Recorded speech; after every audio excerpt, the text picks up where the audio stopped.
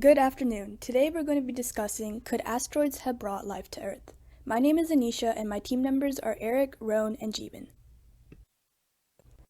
This is our abstract, and I'll just be going over a few key highlights. Our group is going to be exploring the hypothesis of whether meteorite impacts played a role in bringing life to our planet. First, we're going to be looking at organic material on meteorites in order to see if this material could have transferred over to life on Earth. We're also going to look at the early history of Earth, where meteorites have been bombarding Earth since its formation, and seeing whether or not this is a time frame where life could have been brought over to Earth. Next, we're going to look at panspermia, which is the theory of life created outside of Earth, in order to see whether it was viable or not as to whether life could have been created outside of our Earth or outside of our solar system. Our team's research was mostly conducted through studying several research papers and scholarly articles. Overall, we concluded that meteorites do have an impact on bringing life over to Earth. Introduction. Our research will be divided into several different parts where we will go into organic compounds in meteorites, panspermia, and the early history of Earth, and then we will reach a conclusion. Before we talk about how anything came to Earth, I will talk about what was already here. At the beginning of the solar system, our sun was surrounded by a disk of gases and dust, known as the protoplanetary disk. It contained almost all of the materials found in our solar system's planets and asteroids. At first, it was relatively uniform in composition. However, our young sun was a lot more active than today. It emitted radiation in the X-ray range and created frequent solar storms. With so much energy emitted, the sun pushed the contents of the disk into different areas of orbit. Heavy elements such as iron and silicon remained closer to the sun, while lighter elements such as hydrogen were pushed away. Because of that, the four closest planets to the sun have large rocky bases, while planets further away tend to be gaseous. Additionally, the Earth's layer started with lots of carbon, metals, and silicon. However, its orbit on the disk lacked the hydrogen needed to have water. For any kind of life to make it to Earth, it would need to voyage through some difficult conditions. Around the time when life would be traveling to Earth, solar rays were a lot more powerful than they are today. The sun emitted electromagnetic radiation all the way up to the frequency of X rays. But there's an organism that can survive these extreme conditions. In fact, while we often assume that bacteria would be the only resilient organisms to make it to Earth, there's a certain animal that can survive extreme conditions. It's called a tardigrade, and it is commonly known as the water bear or moss piglet. These organisms are so resilient they can survive in numerous hot, cold, and desperate conditions. When researchers placed tardigrades under 2,000 Gray of X ray radiation, they observed almost no disturbances in the ecosystem. The water bears continued to move around like normal and laid eggs as though no environmental stress had been put on them.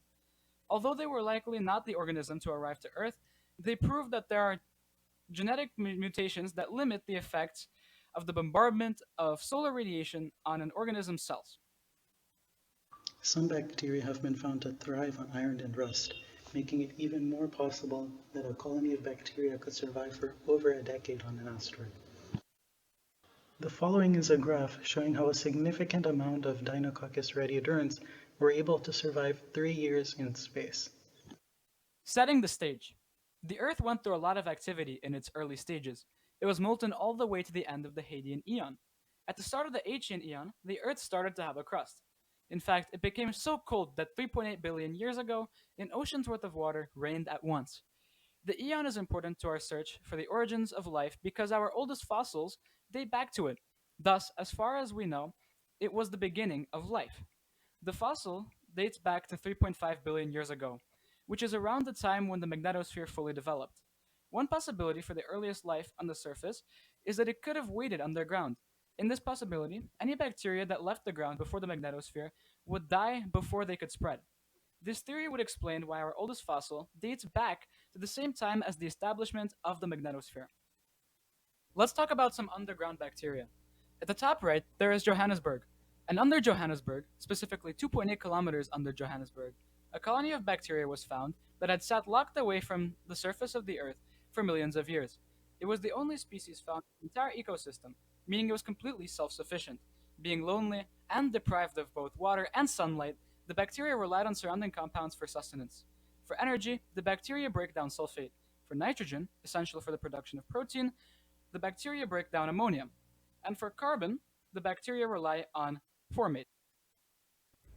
Composition. So scientists have detected bits of adenine, guanine, and other organic compounds in meteorites since the 1960s. And after this date, they've also found cytosine, uracil, and thymine in many carbonaceous chondrites. One example of this is in the Murchison meteorite. The Murchison meteorite has been found to have all 5 nucleobases, as well as 70 different amino acids, which are the building blocks of proteins and are essential to life. Furthermore, in 2019, a geochemist found ribose, along with several other chemically similar sugars, in 2 different meteorites, which are the NWA 801 and the Murchison. By measuring the amounts of carbon-13, they were able to find out that this sugar has been chemically different from terrestrial counterparts and therefore likely originated from space.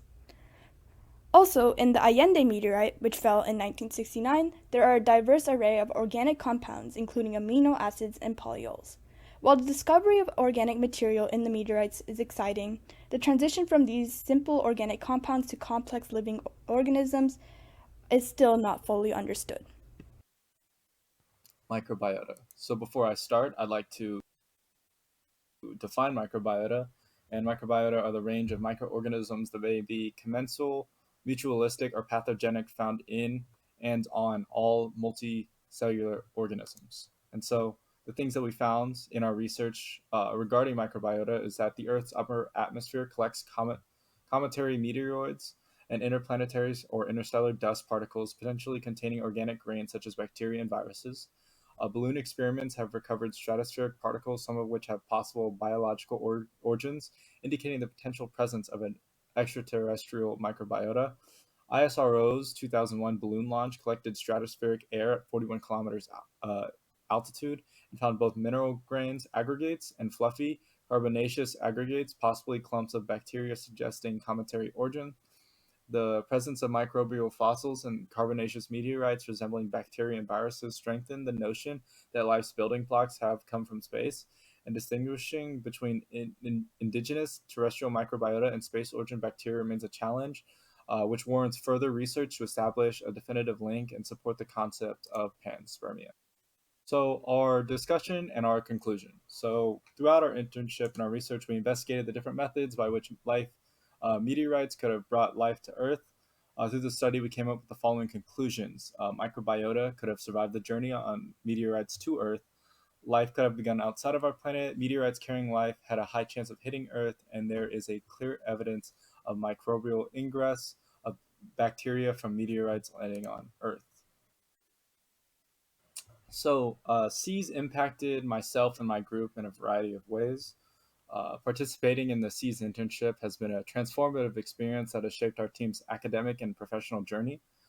Throughout the internship, our team was exposed to the rigors of scientific investigation and gained hands-on experience in conducting experiments, analyzing data, and collaborating with esteemed researchers.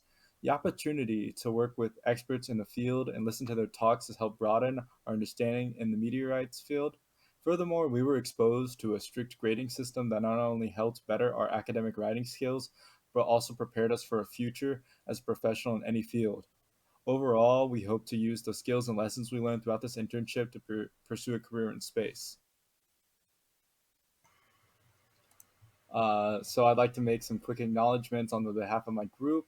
We would like to thank Margaret Baggio, Selena Miller at the University of Texas at Austin Center for Space Research, Suzanne Foxworth and Maritza Montoya, as well as all the NASA Aries speakers and all the C speakers for their incredible contribution to our internship and our project and our research. And I'd just like to thank these individuals and these organizations for how much they have helped us. This is our poster, which we will be submitting to AGU. Thank you so much for listening, and we hope you have a great day.